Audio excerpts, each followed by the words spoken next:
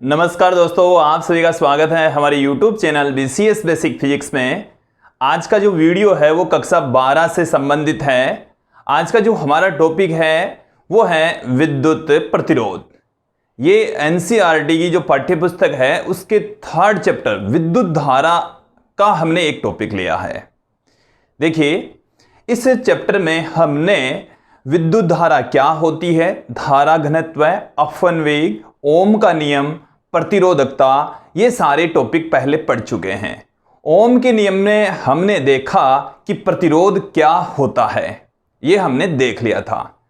यहां पर आज के इस वीडियो में भी हम प्रतिरोध क्या होता है, इसके मात्रक क्या होते हैं, प्रतिरोधक कितने प्रकार के होते हैं, और आज के इस वीडियो में हम सबसे इंपॉर्टेंट कार्बन प्रतिरोधक के बारे में पढ़ने वाले हैं। उससे संबंधित जो न्यूमेरिकल पार्ट है वो भी हम देखने वाले हैं। तो काफ़ी इंपॉर्टेंट वीडियो होने वाला है और पीछे की जो कई बातें हैं वो भी यहाँ पर यूज में आने वाली है। सबसे पहले हम बात करते हैं प्रतिरोध किसे कहते हैं। देखिए, हमने इसको परिभाषित किया कि धारा के मार्ग में उत्पन्न बाधा या रुकावट प्रतिरोध कहलाती है। एक बार इसकी डेफिनेशन फिर से सुन लीजिए कि धारा के मार्ग में उत्पन्न बाधा, रुकावट, व्यवधान क्या कहलाता है, प्रतिरोध कहलाता है। अब धारा के मार्ग में, जैसे हमारे पास में कोई चालक है, ये कोई चालक है और इसके सिरों पर हमने लगा दिया विभवांतर। क्या लगाया हमने? विभवांतर लगाया। अब विभवांतर लगाने से क्या होगा, इसके अंदर से धारा प्रवाहित होगी। धारा प्रवाहित होने का मतलब क्या है? आवेश प्रवाहित हो रहे हैं। क्या प्रवाहित हो रहे हैं? आवेश। अब आवेश में क्या प्रवाहित हो सकता है? इलेक्ट्रॉन हो सकता है, कोई आयन हो सकता है, कोई होल हो सकते हैं। तो ये जब इलेक्ट्रॉन प्रवाहित होते हैं या आयन या होल जब प्रवाहित होते हैं तो उनके मार्ग में जो बाधा उत्पन्न होती है उस बाधा को हम प्रतिरोध कहते हैं। आयनों के, इलेक्ट्रॉन के या होल के मार्ग में, मतलब आवेश के मार्ग में, अर्थात धारा के मार्ग में उत्पन्न जो बाधा है उसको हम प्रतिरोध कहते हैं। जैसे मैं आप लोगों के सामने यहां पर ये कोई चालक दिखा रहा हूं कि ये हमारे पास में कोई चालक है, धात्विक चालक हम ले लेते हैं। ये क्या है? धात्विक चालक। अब इस धात्विक चालक के अंदर आवेशवाहक होते हैं इलेक्ट्रॉन। इसके सिरों पर हमने लगा दिया विभवांतर। ये हमने विभवांतर आरोपित कर दिया। और जब किसी चालक के सिरों पर विभवांतर लगाया जाता है, विभवांतर का मतलब है कि दोनों सिरों के विभव में अंतर हमने क्रिएट कर दिया, तो उच्च विभव से निम्न विभव की ओर आवेश प्रवाहित होते हैं। यहां पर ये जो धनायन दिखाया है इसका मतलब है ये उच्च विभव वाला भाग है। कौन सा पार्ट है? उच्च विभव वाला। और ऋणावेश है, इसका मतलब है ये निम्न विभव वाला भाग है। तो जो धनावेश होता है वो उच्च विभव से निम्न विभव की ओर गति करता है। यहां पर धात्विक चालकों के अंदर जो आवेशवाहक है वो इलेक्ट्रॉन होता है, ऋणावेश होता है, और वो निम्न विभव से उच्च विभव की ओर गति करेगा। इसका मतलब है कि जो इलेक्ट्रॉन, यदि आप यहां पर कोई इलेक्ट्रॉन लें तो वो जो इलेक्ट्रॉन है, ये कोई इलेक्ट्रॉन हमने लिया, तो वो इलेक्ट्रॉन इधर से इस दिशा में चलेगा, निम्न विभव से उच्च विभव की ओर। लेकिन जैसे ये इलेक्ट्रॉन इधर चलता है तो इसके मार्ग में कोई परमाणु आ सकता है, कोई दूसरा आयन आ सकता है, या कोई इलेक्ट्रॉन आ सकता है, तो उससे ये टक्कर करेगा। उससे टक्कर के पश्चात ये इधर आ गया, फिर ये किसी दूसरे कण से टक्कर करेगा। अब देखो, धात्विक चालक है तो उस धात्विक चालक के अंदर परमाणु भी है, इलेक्ट्रॉन भी है और आयन भी है, क्योंकि इलेक्ट्रॉन, मुक्त इलेक्ट्रॉन जब परमाणु में से बाहर निकल गए तो वो आयन भी बन गए हैं।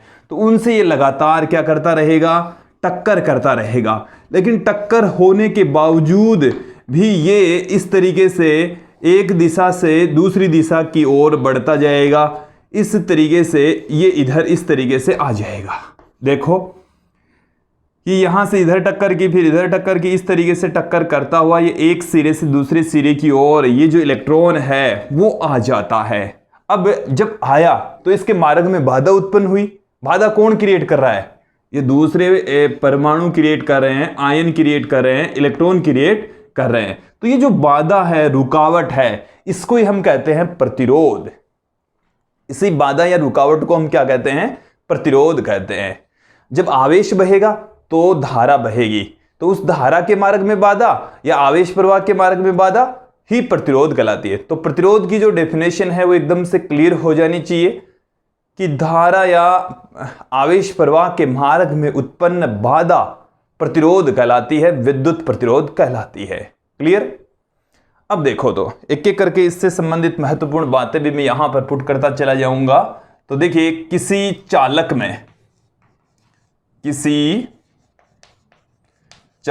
में धारा के मार्ग में उत्पन्न बाधा, धारा के मार्ग में उत्पन्न बाधा प्रतिरोध कहलाती है। प्रतिरोध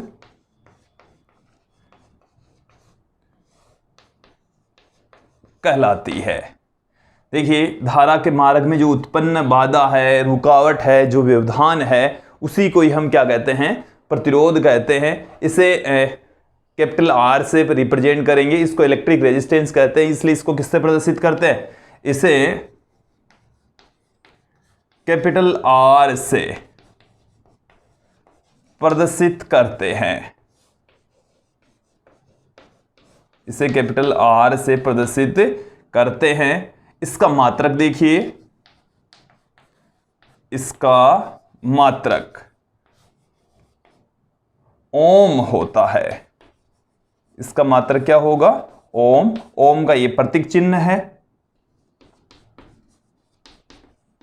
अब देखिए, प्रतिरोध का प्रतीक चिन्ह,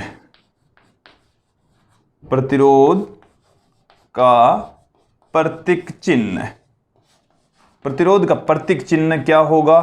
देखिए, हम प्रतिरोध के प्रतीक चिन्ह को दो तरीके से दिखाएंगे कि नियत प्रतिरोध के लिए क्या होगा और परिवर्ती प्रतिरोध के लिए इसका प्रतीक चिन्ह क्या होगा। देखिए, तो इसमें हम पहले दिखा देते हैं नियत प्रतिरोध के लिए, नियत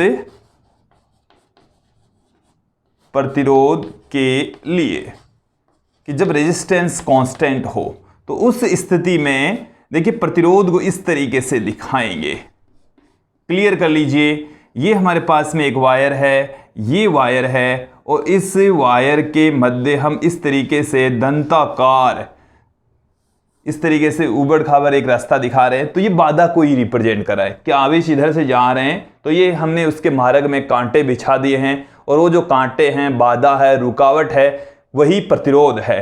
तो ये तो एक समान प्रतिरोध के लिए ये प्रतीक चिन्ह होता है। क्लियर? फिर देखिए,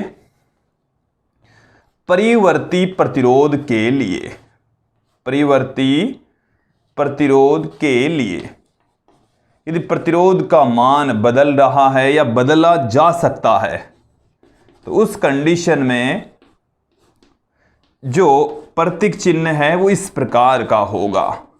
इसके बीचों बीच से होता हुआ एक एरो का निशान हम दिखाएंगे। इसका मतलब यह है कि इसकी जो वैल्यू है वो वेरी करती है, बदलती है, परिवर्तित होती है, इसको चेंज किया जा सकता है। तो ये परिवर्ती प्रतिरोध के लिए प्रतीक चिन्ह है, एक सिंबल है। क्लियर? तो यहां तक आप लोगों को समझ में आ जाना चाहिए। अब हम बात करते हैं प्रतिरोध के प्रकार कि प्रतिरोध कितने प्रकार के होते हैं। देखिए दोस्तों, प्रतिरोधों को हम दो तरीके से विभाजित करेंगे। सबसे पहला जो हमारा तरीका है कि ओम के नियम की अनुपालना के आधार पर कि जो ओम्स लॉ है उसकी वो लागू होता है या नहीं होता है, इसके आधार पर हम प्रतिरोधों को दो भागों में डिवाइड करेंगे, ओमीय प्रतिरोध तथा अनओमीय प्रतिरोध। ओमीय प्रतिरोध तथा अनओमीय प्रतिरोध, दो भागों में प्रतिरोधों को डिवाइड करेंगे। देखिए कौन कौन से प्रकार होंगे।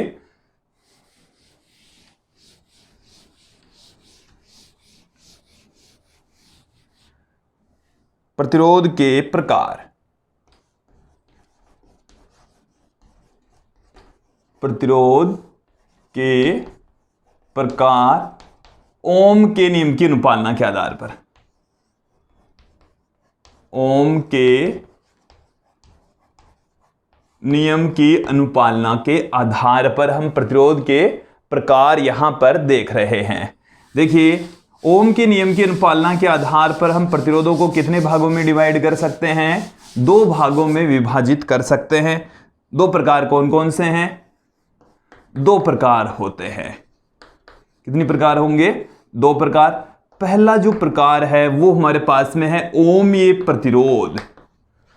ओमीय प्रतिरोध, ओमिक रेजिस्टेंस बोला जाता है। दूसरा है अनओमीय, अनओमीय प्रतिरोध। देखिए किससे कहेंगे, तो नाम से ही स्पष्ट है कि ओमीय प्रतिरोध, कि वे प्रतिरोध जिन पर ओम का नियम लागू होता है ओमीय प्रतिरोध कहलाते हैं। देखिए, पहला जो प्रकार है वो हमारे पास में है ओमीय प्रतिरोध। ओमीय प्रतिरोध किसे कहेंगे? डेफिनेशन सुन लीजिए कि वे प्रतिरोध जिन पर ओम का नियम अच्छे से लागू होता है ओमीय प्रतिरोध कहलाता है। कि वे प्रतिरोध जिन पर ओम का नियम लागू होता हो। ओम का नियम लागू होता हो। ओम का नियम लागू होता हो, ओमीय प्रतिरोध कहलाते हैं। ओमीय प्रतिरोध कहलाते हैं। अब देखो तो, जिन पर ओम का नियम लागू होता है उनको हम ओमीय प्रतिरोध कह रहे हैं। इसका मतलब ये हो गया है कि ओम का नियम क्या है? R बराबर होता है V बट्टे में I, V बट्टे में I। और इन प्रतिरोधों के लिए V बट्टे में I का जो अनुपात है वो नियत रहता है, या R की जो वैल्यू है वो नियत रहती है। तो उन प्रतिरोधों को हम ओमीय प्रतिरोध कहते हैं।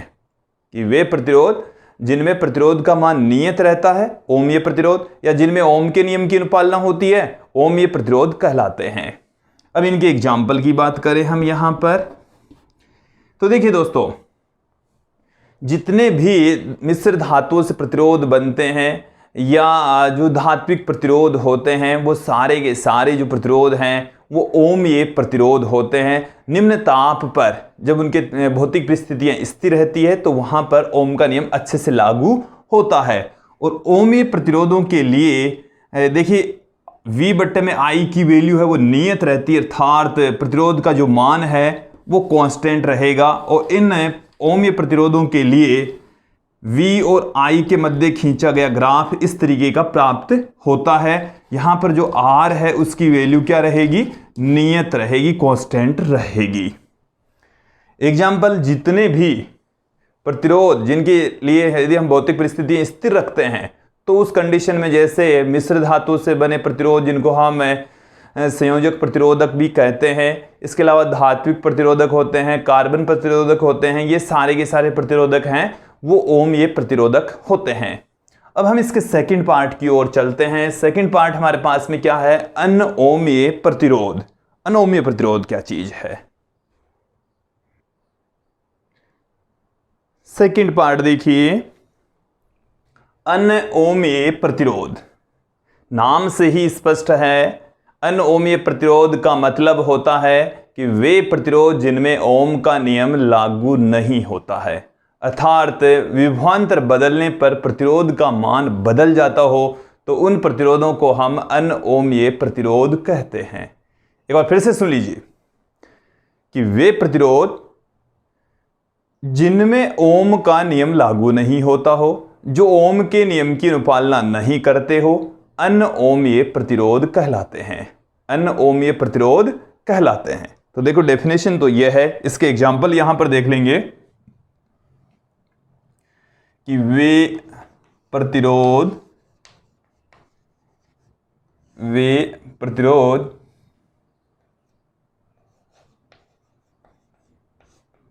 जिन पर ओम का नियम लागू नहीं हो ओम का नियम लागू नहीं हो, अन्य ओम ये प्रतिरोध कहलाते हैं। अन्य ओम ये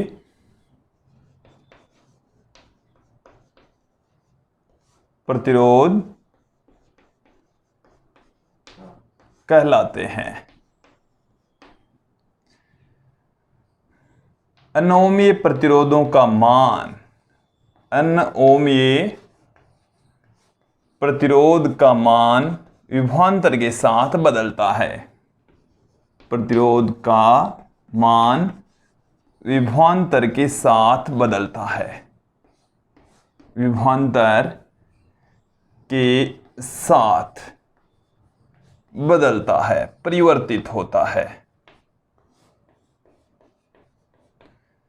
तो जैसे विभवांतर चेंज होता है तो जो प्रतिरोध की वैल्यू है वो नियत न होकर चेंज होती है, तो उन प्रतिरोधों को हम अनओमीय प्रतिरोध कहेंगे, अनओमीय प्रतिरोध कहा जाता है। क्लियर? देखिए एग्जाम्पल यहां पर देख लेते हैं। अनओमीय प्रतिरोध की एग्जाम्पल देखिए।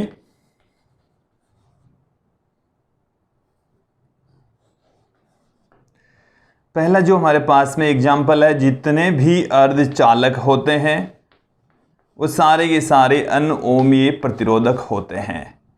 अर्धचालकों से हम बनाते हैं डायोड, तो डायोड अनओमीय प्रतिरोध है।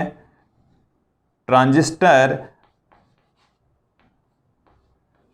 अनओमीय प्रतिरोध है। और जो डायोड है उसमें जैसे गैलियम आपने ले लिया, गैलियम फास्फाइड आपने ले लिया, और ट्रांजिस्टर हो गया, जेनर डायोड हो गया, वाल्व डायोड हो गया, ये सब अनओमीय प्रतिरोधों के उदाहरण है।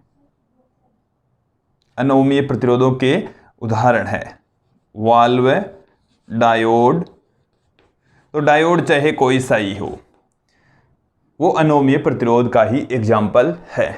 मैं अब यहां पर एक ग्राफ के जरिए आपको समझाऊंगा कि जैसे हम यहां पर कोई पीएन संधि डायोड लेते हैं। क्या लेंगे हम? पीएन संधि डायोड, और उसके लिए उसके सिरों पर आरोपित विभवांतर तथा धारा के मध्य ग्राफ यहां पर खींच लेते हैं। तो देखिए दोस्तों, इसको आप समझो कि मैं एक पीएन संधि डायोड के लिए यहां पर वक्र खींच रहा हूं। ये जो वक्र अब खींचा जा रहा है वो किसके लिए है? इसके लिए है। इसके लिए हम यहां पर ये वक्र खींच रहे हैं। देखिए क्या है वक्र में, जैसे ये हमारे पास में कोई पीएन संधि डायोड है। ये क्या है? पीएन संधि डायोड है। क्लियर? अब इस पीएन संधि डायोड के ऊपर हमने, इसके अंदर क्या होता है? दो भाग होते हैं।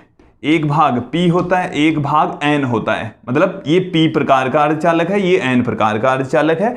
और इसको हम डिटेल से, सेमीकंडक्टर का एक चैप्टर आएगा उसमें हम डिटेल से यहां पर पढ़ेंगे।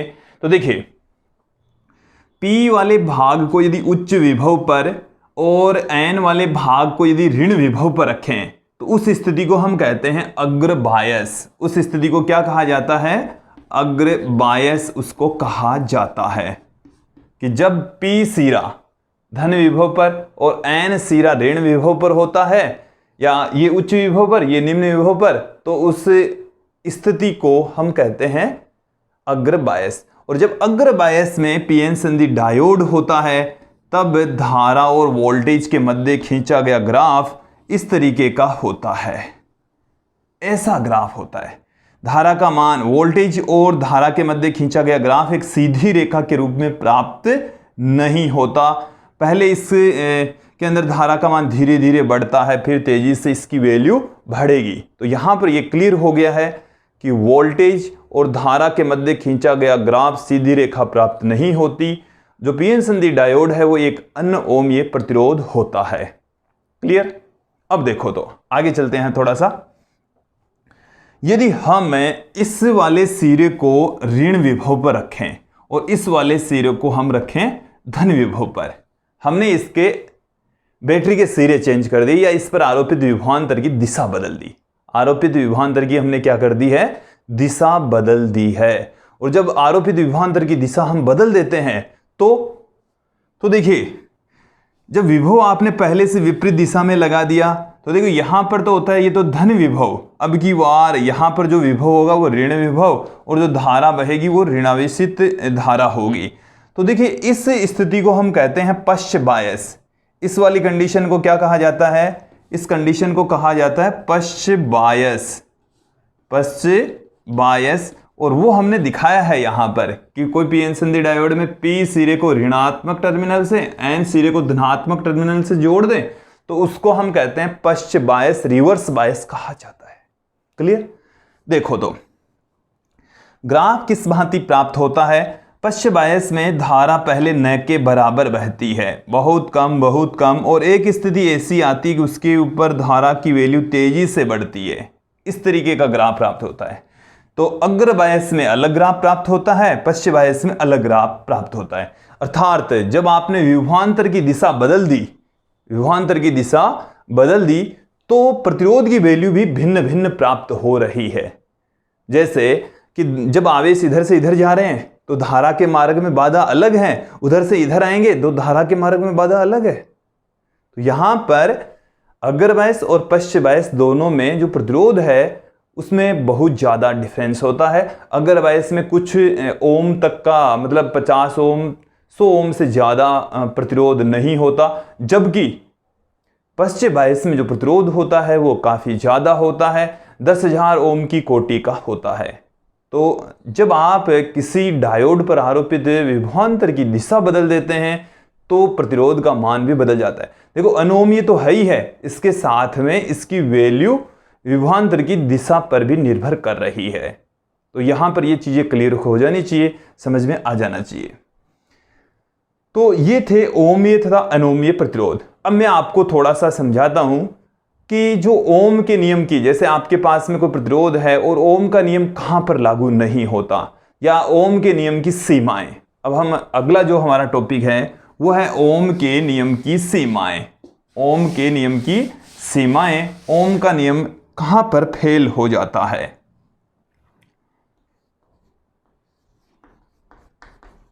ओम के नियम की सीमाएं। देखिए हम 3 यहां पर कंडीशन पढ़ेंगे, और 3 कंडीशन में पहली जो कंडीशन वो ही है कि जब हम विभवांतर बहुत ज़्यादा बढ़ा दें तो उस स्थिति में ओम का नियम वहां पर फेल हो जाता है। ओम के नियम से विचलन दर्शाता है। यदि किसी चालक पर आरोपित जो विभवांतर है उसकी वैल्यू बढ़ा दी जाए, मेरी बात को सुनना, उच्च विभवांतर पर जो चालक है, चालक के सिरों पर जो विभवांतर है वो यदि आपने ज़्यादा रखा तो धारा की वैल्यू भी बढ़ जाएगी, क्योंकि जैसे जैसे आप विभवांतर बढ़ाएंगे धारा का मान भी बढ़ेगा। और उच्च धारा के ऊपर जो चालक है उसमें से उष्मीय ऊर्जा के रूप में ऊर्जा हानि होती है, तत्पश्चात वो गर्म हो जाता है, और जब वो गर्म होता है तो प्रतिरोध का मान बढ़ जाता है, चेंज हो जाता है। इस चीज को क्लियर कर लीजिए कि उच्च विभवांतर पर चालक ओम के नियम से थोड़ा सा विचलन दिखाता है। चलिए तो मैं पहला बिंदु ओम के नियम की सीमा का पहला बिंदु पुट कर रहा हूं। उच्च विभवांतर पर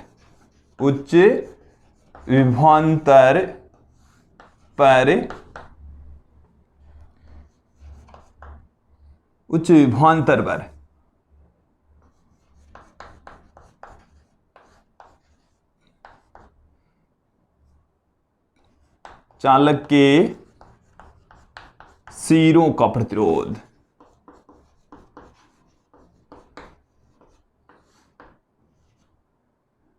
नियत नहीं रहता है, या हम कह सकते हैं ओम के नियम से विचलन दिखाता है। ओम के नियम से विचलन दिखाता है, ओम के नियम से विचलन क्रिएट करता है। अब देखिए इसका मतलब क्या है, इसको मैं आप लोगों को समझा देता हूं। इस कंडीशन को, ये कंडीशन क्या है कि हम ये जानते हैं कि किसी चालक के सिरों पर, जैसे ये हमारे पास में कोई प्रतिरोध है, क्या है, कोई प्रतिरोध है, इसके सिरों पर हमने एक विभवांतर लगा दिया जिसकी वजह से इस सिरे और इस सिरे के ऊपर V वोल्ट का विभवांतर लगाया हमने। कितना विभवांतर लगाया? V वोल्ट का। तो इसमें से कितनी धारा बह रही है? I धारा बह रही है। क्लियर? तो यदि हम इसे प्रतिरोध के सिरों पर आरोपित विभवांतर तथा धारा के मध्य ग्राफ खींचें तो ओम का नियम जब तक लागू होता है तब तक इस तरीके की सीधी रेखा प्राप्त होती है। ये एकदम सीधी रेखा है। क्लियर? इसका ढाल नहीं बदल रहा। लेकिन जब वोल्टेज बहुत ज्यादा बढ़ जाता है तो धारा का मान भी बढ़ता चला जाता है। ये जो ग्राफ है इस डॉटेड लाइन की दिशा में जाना चाहिए था, बट ये जो ग्राफ है वो इस तरीके से चेंज होता चला जाता है। यहाँ पर प्रतिरोध की जो वैल्यू है वो बदल जाती है। यहाँ तक इस धारा तक तो ओम के नियम की अनुपालना होती है, आगे ओम के नियम से विचलन दिखाता है। प्रतिरोध का मान तेजी से बढ़ रहा है, प्रतिरोध का मान नियत नहीं रहता। उसके पीछे रीजन क्या है वो समझ लीजिए। ऐसा क्यों हुआ?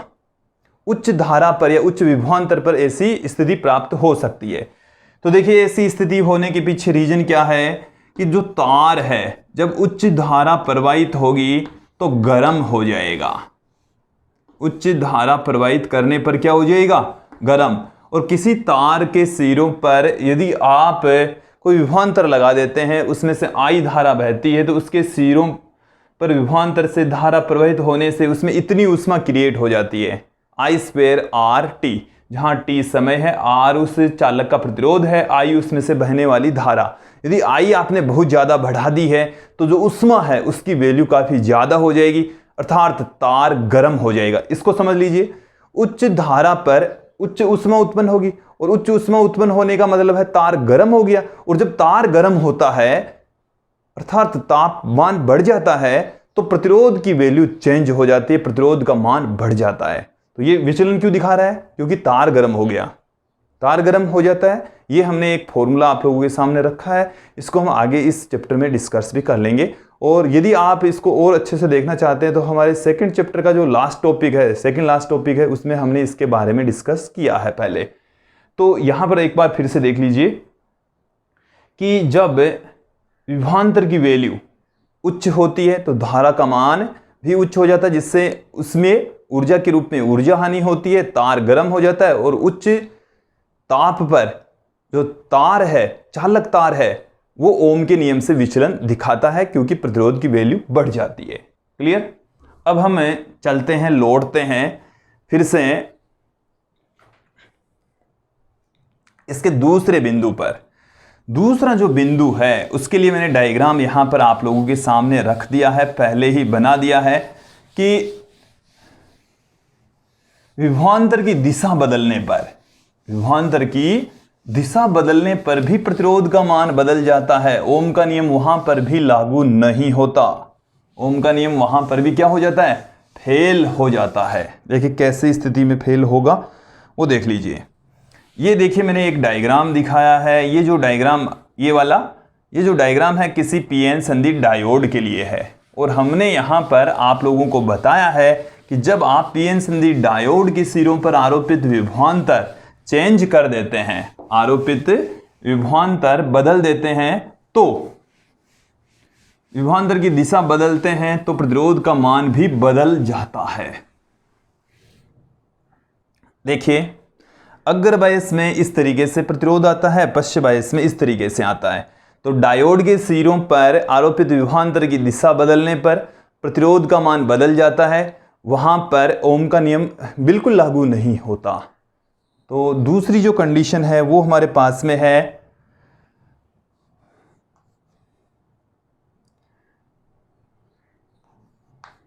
डायोड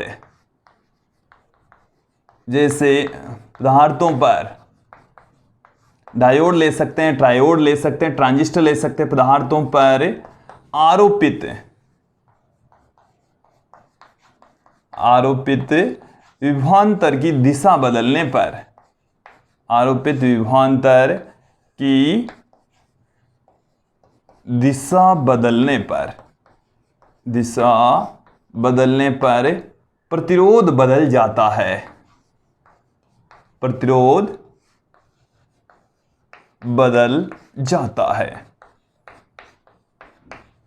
देखिए हमने आप लोगों को दिखा दिया कि पीएन संधि डायोड को हम इस तरीके से भी दिखा सकते हैं। ये इसका P सिरा है, ये इसका N सिरा है, और यदि इसको आप किसी बैटरी के इस तरीके से जोड़ दें, इस तरीके से जोड़ दें, ये पॉजिटिव नेगेटिव, P भाग को पॉजिटिव से और N भाग को नेगेटिव से, तो इसको हम कहते हैं अग्र बायस। क्या कहा जाता है? अग्र बायस। तो इस तरीके का ग्राफ प्राप्त होता है। और अग्र बायस के अंदर जो प्रतिरोध होता है वो लगभग 50 ओम की कोटि का होता है। कितना होता है? लगभग 50 ओम होता है। क्लियर? और जब हम इस पीएन संधि डायोड पर आरोपित विभवांतर की दिशा बदल दें, इधर हम लगा दें पॉजिटिव, इधर लगा दें नेगेटिव, तो उस स्थिति में उसको हम बोलेंगे पश्च बायस। क्या बोला जाएगा? पश्च बायस कहा जाएगा। और पश्च बायस में ये वाली स्थिति है, उसको रिवर्स बायस कहते हैं। और जो प्रतिरोध है वो 10 की घात 4 ओम की कोटि का होता है। तो आपने किसी पदार्थ पर आरोपित विभवांतर की दिशा बदली तो प्रतिरोध का मान बहुत ज़्यादा बदल जाता है। कि अग्र बायस में जब धारा बह रही है तो अलग प्रतिरोध है, पश्च बायस में धारा बह रही है तो अलग प्रतिरोध है। तो ये एकदम क्लियर कर लीजिए दोस्तों। ये हमने यहाँ पर ये थोड़ा सा इधर ये ठीक नहीं बना है, ये वाला सिरा P भाग है, ये N भाग है। क्लियर? तो यहाँ पर आप देख लीजिए कि जब हम किसी डायोड जैसे पदार्थ पर आरोपित विभवांतर की दिशा बदल देते हैं तो जो प्रतिरोध है वो बहुत ज़्यादा बदल जाता है। देखिए ओम के नियम की सीमाओं में तीसरी जो सीमा है वो देख लीजिए। कुछ ऐसे भी पदार्थ होते हैं जिनमें एक ही धारा पर विभवांतर के दो दो मान हो सकते हैं। कि हमारे पास में धारा एक ही है बट विभवांतर के एक ही धारा पर दो मान पॉसिबल हैं। तो तीसरा जो बिंदु है, कुछ पदार्थ जैसे थर्मिस्टर, एक पदार्थ का नाम है थर्मिस्टर, के लिए एक ही धारा के मान के लिए, एक ही धारा के मान के लिए, धारा का मान एक ही है, एक ही मान के लिए विभवांतर के दो मान हो सकते हैं, दो मान हो सकते हैं। मैं एक ग्राफ के जरिए आप लोगों को बता देता हूं क्या है, कैसी स्थिति में हो सकते हैं। हम थर्मिस्टर के लिए विभवांतर तथा धारा के मध्य ग्राफ खींचते हैं। देखिए जिनके लिए अनोमीय जो पदार्थ होते हैं उनके लिए जो ग्राफ खींचते हैं तो उस चीज़ का ध्यान रखना है कि धारा इस एक्सिस की दिशा में और वोल्टेज इस एक्सिस की दिशा में। और जिनमें ओम के नियम की अनुपालना होती है इसमें वोल्टेज इधर और धारा इधर लेकर चलते हैं। क्लियर? अब देखिए जब आप ग्राफ यहां पर खींचेंगे तो इस टाइप का ग्राफ यहां पर प्राप्त होता है।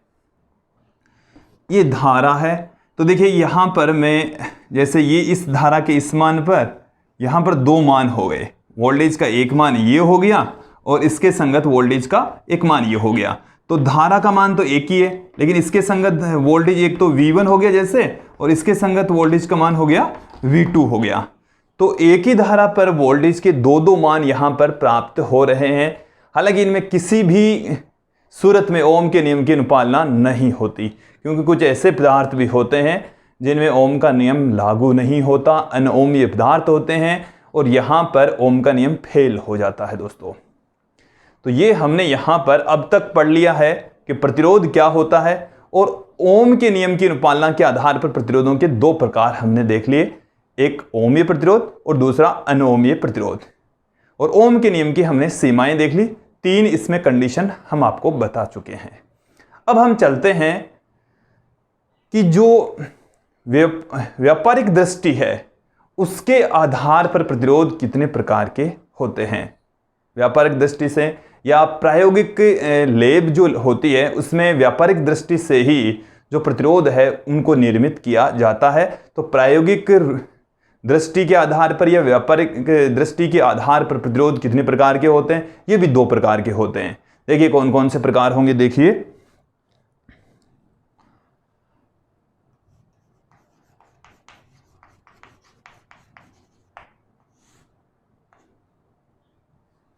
प्रायोगिक उपयोग के आधार पर प्रतिरोध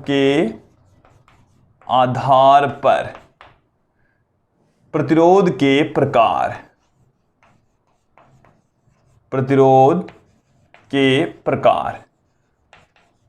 प्रायोगिक उपयोग के आधार पर प्रतिरोध के प्रकार 2 प्रकार के होते हैं। कितने प्रकार के होंगे विद्यार्थियों? 2 प्रकार के होंगे। देखिए पहला जो प्रकार है वो क्या है हमारे पास में, वो है तार आबद्ध प्रतिरोधक।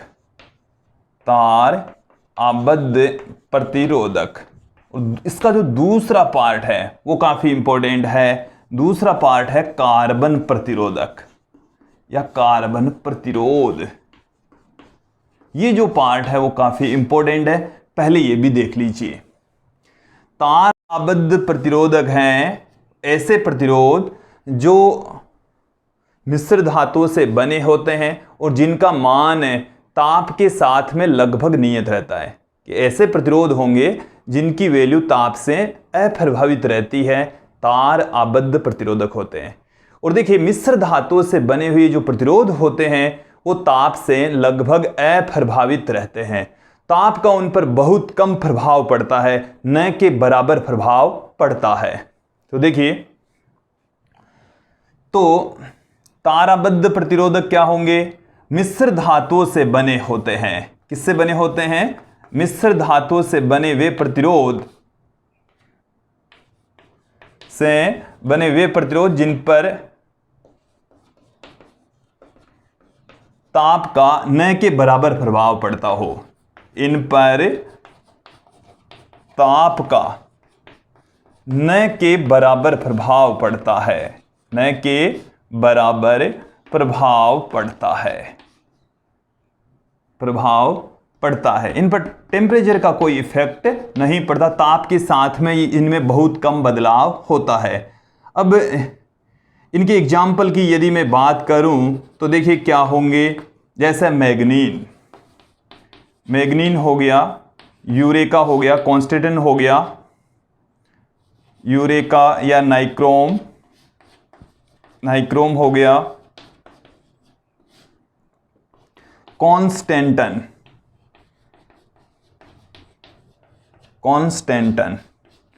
ये भी एक मिश्र धातु है। इनके ये कार्बन तार आबद्ध प्रतिरोधक बने होते हैं। तार आबद्ध प्रतिरोधक ये एक्चुअल में क्या होते हैं? मिश्र धातु के बने तार होते हैं और उन्हीं को ही हम प्रतिरोध के रूप में यूज में लेते हैं, प्रतिरोध के रूप में काम में लेते हैं। देखिए दोस्तों, हम इसी चैप्टर में ही विभव मापी पढ़ेंगे, इसके साथ में मीटर सेतु पढ़ेंगे। तो मीटर सेतु के अंदर भी इन्हीं मिश्र धातुओं का तार यूज में लेते हैं। मोस्टली मैग्नीन या कॉन्स्टेंटन का तार का प्रयोग किया जाता है। जो विभव मापी है उसमें भी कॉन्स्टेंटन के तार का ही प्रयोग किया जाता है। तो ये जो मिश्र धातुओं से बने प्रतिरोधक होते हैं जिनका तापमान के साथ में प्रतिरोध की वैल्यू चेंज नहीं होती, उन प्रतिरोधकों को हम तार आबद्ध प्रतिरोधक कहते हैं। क्लियर? ये जैसे मीटर सेतु में, मीटर विभव मापी में इनका उपयोग होता है। क्लियर? अब हम चलते हैं इस वीडियो के अंतिम पार्ट की ओर, कार्बन प्रतिरोधक। और ये काफी इंपॉर्टेंट भी है। कार्बन प्रतिरोधक कार्बन से बने होते हैं। किससे बने होंगे? कार्बन से बने होते हैं। देखो इसके बारे में भी मैं थोड़ी सी जानकारी यहां पर पुट कर देता हूं। चलिए यहां पर देखिए, ये किसके बने होंगे? कार्बन के बने होते हैं। देखिए इन प्रतिरोधकों की कहां जरूरत पड़ी? कार्बन जो प्रतिरोधक हैं इनकी आवश्यकता इसलिए पड़ी कि इनका आकार एक छोटा होता है। इनका आकार क्या होता है? छोटा। आकार छोटा होता है, यूज में लेने में इनमें आसानी रहती है, ये उपयोग में आसानी से आ जाते हैं। आकार इनका छोटा होता है, सस्ते होते हैं, सस्ते भी होंगे, और इनकी जो रेंज है वो बहुत ज्यादा होती है। ये तो कुछ ओम तक सीमित रहते हैं, ये 100 ओम तक के हो सकते हैं। जो तार आबद्ध प्रतिरोधक हैं वो 100 ओम के हो सकते हैं, लेकिन ये तो 10 की घात 7 ओम, 10 की घात 8 ओम, 10 की घात 9 ओम तक के प्रतिरोध हो सकते हैं। ये तो उच्च मान वाले प्रतिरोधक हम कार्बन प्रतिरोधों से निर्मित कर सकते हैं। देखो कार्बन प्रतिरोधक नाम से स्पष्ट है, कार्बन के बने होते हैं। और ये क्यों यूज में लेते हैं इसके पीछे समझ लीजिए। इनकी साइज छोटी होती है, इनको हम आसानी से यूज में ले सकते हैं, इनकी कीमत भी कम होती है और इनकी जो प्रास होती है बहुत ज़्यादा होती है। मतलब ये लाखों ओम तक के प्रतिरोध इससे हम निर्मित कर सकते हैं। इनका मान भी नियत रहता है, वेरिएबल बहुत कम होता है।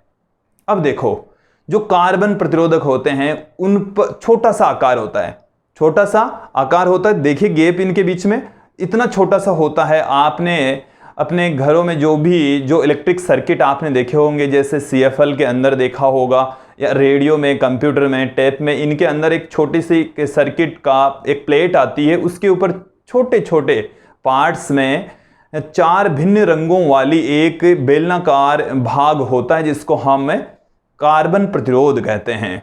आप कभी देखना जैसे CFL है तो उसको आप खोल कर देखिए, उस जैसे फ्यूज CFL को यूज में लेंगे आप लोग, तो फ्यूज CFL के अंदर का जो प्लेट होती है उस प्लेट के ऊपर छोटे छोटे टर्मिनल्स के रूप में कुछ अवयव लगे होते हैं और जिन पर 4 भिन्न रंगों की पट्टियां होती है उनको हम कार्बन प्रतिरोधक कहते हैं, कार्बन प्रतिरोध कहा जाता है। अब देखिए किसी भी कार्बन प्रतिरोध के ऊपर 4 भिन्न रंगों की पट्टियां होती है, उन पट्टियों का क्या मतलब होता है और उससे हम किसी प्रतिरोध की वैल्यू कैसे फाइंड आउट कर सकते हैं, अब यहां पर हम देख लेते हैं। सेकंड पार्ट की ओर चलते हैं। अब हमारे पास में जो सेकंड पार्ट है वो है कार्बन प्रतिरोधक, कार्बन प्रतिरोध। और इसके बारे में मैंने बहुत कुछ जानकारी आप लोगों को दे दी है। देखिए जो कार्बन प्रतिरोध होता है उसकी साइज छोटी होती है, सस्ता होता है, उपयोग में लेने में आसानी होती है, इसलिए कार्बन प्रतिरोधक ज़्यादा यूज में आते हैं। ये हमने थोड़ी सी बड़ी साइज में एक कार्बन प्रतिरोधक को दिखाया है। इस कार्बन प्रतिरोधक के ऊपर 4 भिन्न रंगों की पट्टियां होती है, 4 अलग अलग रंगों वाली पट्टिकाएं होती हैं, भिन्न रंगों की पट्टियां हो सकती है। मैंने यहाँ पर अलग अलग रंगों में इनको दिखाने का प्रयास किया है और आप लोग भी देख पा रहे होंगे। ये हमने 4 विभिन्न रंगों की पट्टियां यहाँ पर दिखाई है। हालांकि जो लास्ट का जो कलर है वो उस अनुरूप नहीं है जिस अनुरूप होता है। पहले समझ लीजिए ये जो 4 रंगों की पट्टियां होती हैं, ये जो पहली और दूसरी पट्टी है वो ये अभी आप लोगों को एक टेबल के जरिए में समझाऊंगा, तब ये बेटर तरीके से आप लोगों को समझ में आएगा। ये जो पहली पट्टी है वो प्रथम सार्थक अंक को बताती है। देखो अभी ये आप लोगों को समझ में नहीं आया कि ये प्रथम सार्थक अंक क्या है। तो पहली पट्टी प्रथम सार्थक अंक को बताती है, दूसरी पट्टी दूसरे सार्थक अंक को या द्वितीय सार्थक अंक को बताता है, तीसरी जो पट्टी है वो गुणक को बताती है। गुणक क्या है वो भी यहां पर हम देख लेंगे। और जो चौथी पट्टी है वो सहनशीलता या सहायता को रिप्रेजेंट करती। तो 4 भिन्न रंगों की पट्टियां हैं। अब देखिए कौन कौन से रंगों की पट्टियां हो सकती है उसको मैं एक टेबल के जरिए आप लोगों को समझाऊंगा।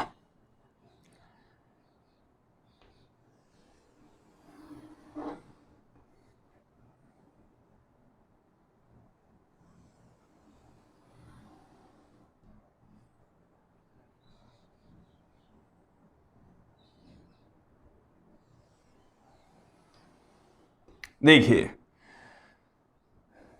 इस टेबल को आप गौर करके देखेंगे और अभी याद कर लेंगे, इसी टाइम पर आप लोग याद कर लेंगे।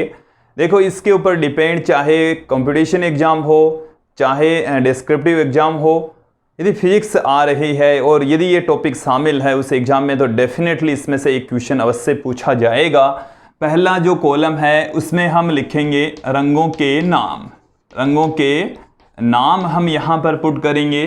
फिर ये सार्थक अंक, दूसरा कॉलम सार्थक अंक को रिप्रेजेंट करेगा, तीसरा गुणक को बता रहा है और चौथा जो कॉलम है वो हमें सहायता या सहनशीलता को बता रहा है। अब देखिए ये जो टेबल है इसमें जो कलर हैं उनको याद रखने के लिए मैंने एक फॉर्मूला रटने का तरीका बता रहा हूं। B Roy, Great Britain, very good wife, wearing golden silver necklace. क्या आप लोगों को लास्ट वाला कलर दिख रहा है? देखिए, आप यहां पर ध्यान देंगे, इस टेबल पर ध्यान देंगे। आप अनावश्यक चेट ना करें, इस टेबल पर ध्यान दीजिए। देखिए, कोरोना काल में यदि आप लोगों को ऑनलाइन घर बैठे फ्री में स्टडी मिल रही है तो आप फोकस यहाँ पर करेंगे, अनावश्यक चैट ना करें, इससे कोई सेंस नहीं है।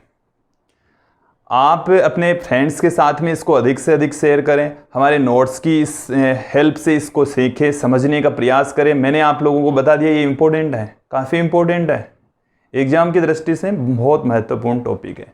तो यहाँ पर देखिए, ये मैंने एक रटने का तरीका लिखा है। इस लाइन को यदि आप रट लेते हैं तो आप लोग इन रंगों के नाम लिख लेंगे, सार्थक अंक, गुणक और सहायता अपने आप आ जाएगी उनके साथ में। देखो क्या है, रंगों के नाम तो क्या है, पहला जो बी है वो ब्लैक को रिप्रेजेंट करता है, काला।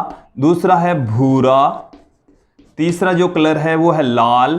देखिए, ब्लैक, ब्राउन, रेड, ऑरेंज मतलब नारंगी, येलो मतलब पीला, फिर है ग्रेट, तो ये है हरा, ये है नीला, ब्लू कलर आ गया। फिर वेरी गुड, वेरी वॉयलेट, बैंगनी कलर आ गया है। फिर गुड, फिर ग्रे, ये आ गया स्लेटी। फिर आ गया वाइफ, सफेद। गोल्डन, ये आ गया सुनहरा कलर। सुनहरे के पश्चात है चांदी कलर, चांदी सा, और चांदी के बाद में है रंगहीन। देखिए, आप लोगों को दिख रहा है कि नहीं दिख रहा है, लास्ट में दिख रहा है, रंगहीन कलर है।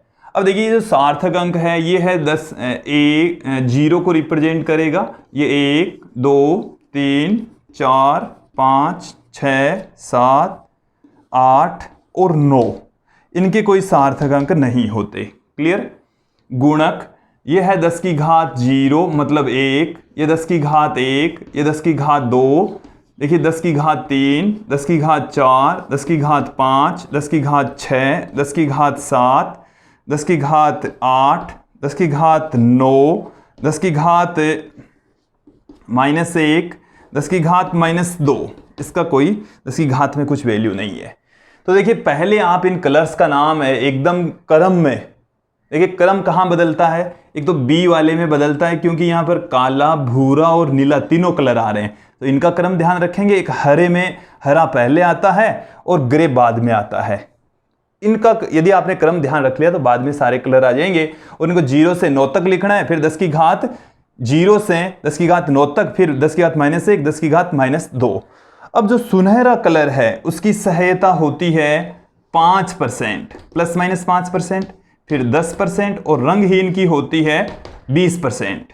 तो ये सहनशीलता, देखो इसका मतलब क्या है, एक एग्जाम्पल से हम इसको समझ लेंगे। 1-2 एग्जाम्पल यदि आप लोग कर लेंगे इससे रिलेटेड तो आपको ये बेटर तरीके से समझ में आ जाएगा। देखिए क्या है, ये मैंने बता दिया कि पहली पट्टी प्रथम सार्थक अंक को, दूसरी पट्टी द्वितीय सार्थक अंक को, तीसरी पट्टी तृतीय गुणक को, और चौथी पट्टी सहनशीलता को रिप्रेजेंट करती है, और सबका जो मान है वो ओम में लिखा जाएगा। पहला कलर जो आप देख रहे हैं वो यहां पर है, ये बैंगनी कलर है। कौन सा कलर है? पहला जो कलर है आपके पास में वो है बैंगनी कलर है। दूसरा कलर यहां पर पीला है, तीसरा यहां पर हरा है, और चौथा में यहां पर ये जो कलर है, वैसे एक्चुअल में ये लाल जैसा कलर है, गुलाबी जैसा कलर है, बट यहां पर मैं ये कलर नहीं लिख रहा क्योंकि ये लास्ट वाला जो कलर है वो इन तीनों में से ही आएगा, सुनहरा, चांदी सा या रंगहीन। मैं इसको सुनहरा पुट कर देता हूं। क्या पुट कर देता हूं? इसको समझो अब आप। अब इससे यदि इस तरीके के रंगों वाली पट्टियां किसी प्रतिरोध पर होती तो उस प्रतिरोध का मान कितना होता है वो देखिए। R की जो वैल्यू होती है प्रतिरोध का मान है ये। तो पहली पट्टी बैंगनी, तो बैंगनी की सिद्ध में सार्थक अंक देखेंगे वो कितना है 7। देख लो एक बार में ही समझ लीजिए 7 है ये। कितना है 7। क्लियर। दूसरी पट्टी है पीली, तो पीली के सिद्ध में आप दोबारा देखेंगे सार्थक अंक यह है 4, तो इसके ठीक पास में रखेंगे 4। क्लियर।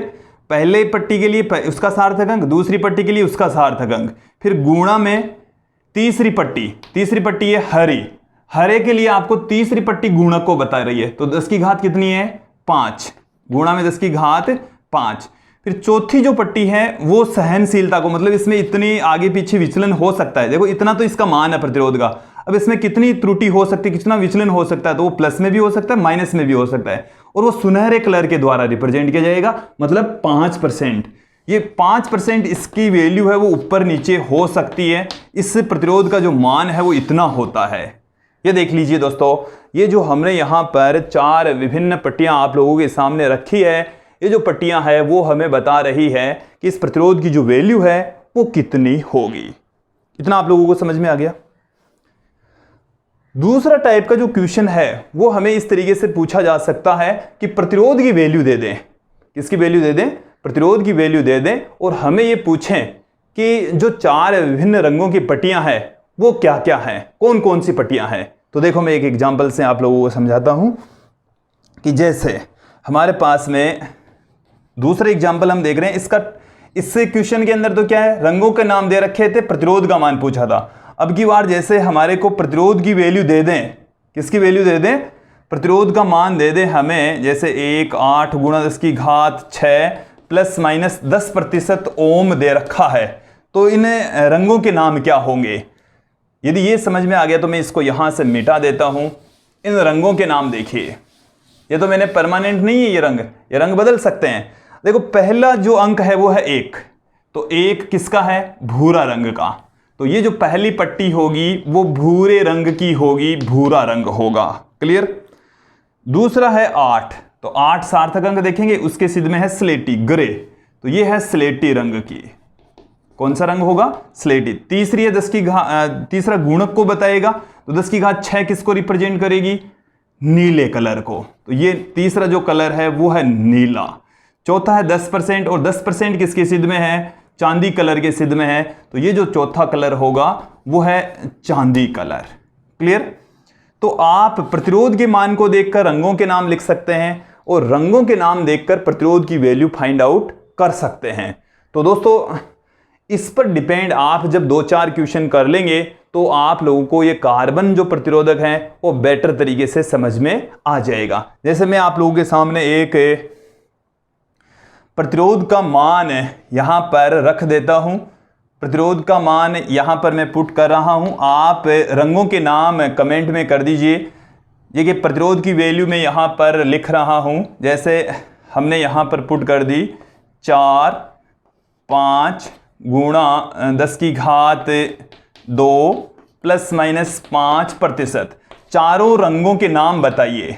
आप लोगों के सामने क्वेश्चन ये है कि प्रतिरोध तो ये है, रंगों के नाम क्या है? कमेंट कीजिए, रंगों के नाम बताइए, रंगों के नाम लिखिए, कमेंट कर दीजिए सही कौन सा होगा, अभी देख लेते हैं। तो दोस्तों ये था आज का हमारा वीडियो प्रतिरोध से संबंधित, जिसमें हमने प्रतिरोध क्या होता है, प्रतिरोधों के प्रकार देखे। काफी लंबा चौड़ा वीडियो हो गया, और मुझे उम्मीद है आप लोगों को ये जो वीडियो है, ये जो टॉपिक है एकदम क्लियर हो गया होगा। आज के लिए इतना ही, धन्यवाद दोस्तों।